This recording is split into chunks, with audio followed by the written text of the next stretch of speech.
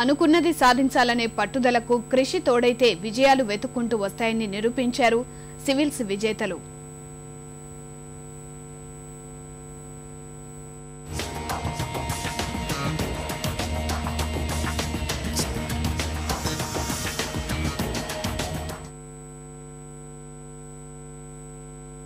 రాష్ట్రానికి చెందిన trainee IPS అధికారి కృష్ణ భాస్కర్ మరోసారి సివిల్స్ కు ఎంపికయ్యారు. జాతీయ స్థాయిలో 9వ ర్యాంకు సాధించారు. ఆత్మవిశ్వాసం ఉన్నప్పుడే అత్యుత్తమ ఫలితాలు సాధ్యమని కృష్ణ భాస్కర్ అంటున్నారు. అమెరికాలో ఇక్కడ యూనివర్సిటీలో ఎంతోమంది ప్రొఫెసర్లు ఉంటారు, వాళ్ళు నాకు చాలా ఇన్స్పిరేషన్. నాకు when they dedicate they life to pursuit of single goal, అలాంటి వాళ్ళ గురించి ఆలోచించి చాలాసార్లు చదువుకున్నాను. మొదటి నుంచి లాస్ట్ వరకు సంవత్సరం పడుతుంది ఈ పరీక్ష. ఈ సంవత్సరం లోపల మీకు మీ మీద డౌట్ వస్తే మీకు రాయడం చాలా కష్టం. అందుకని మీరు ఒక్కొక్క రోజు తీసుకోండి, ఆ రోజు చదువుకున్నాక సినిమా చూడండి, సినిమా చూసాక కాలక్షేపం చేసుకోండి, మళ్ళీ నెక్స్ట్ చదువుకోండి. అంతేగాని ఎక్కువగా ఆలోచించి భయపడేటంటే ఈ ఎగ్జామ్ కష్టం. కడప జిల్లాకు చెందిన మల్లికార్జున్ సాధారణ కుటుంబంలో జన్మించారు.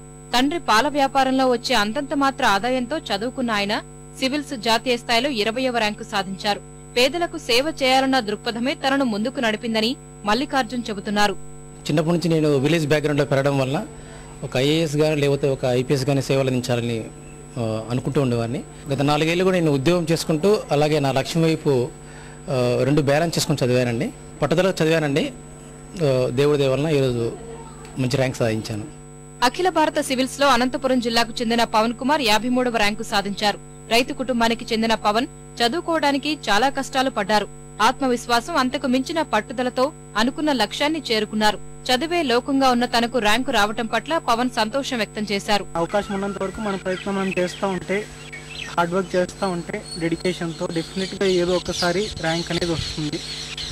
నా కేసులో అది ఒక రకంగా జరిగింది అనుకోవాలి అని చెప్పవచ్చు. ఎందుకంటే నా ఫ్రెండ్స్, ఫ్యామిలీ, మా నాన్న, అమ్మ, అన్నయ్య, అక్క వీళ్ళందరూ ఫస్ట్ అటెంప్ట్ రాకపోయినప్పటికీ బాగా హెల్ప్ చేశారు. బాధపడాల్సిన అవసరం లేదు ఒక అటెంప్ట్లో రాకపోతే.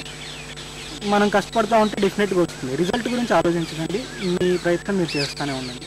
పేద మధ్య తరగతికి చెందిన వీరి విజయం నిజంగా అందరికీ ఆదర్శం, అనుసరణీయం.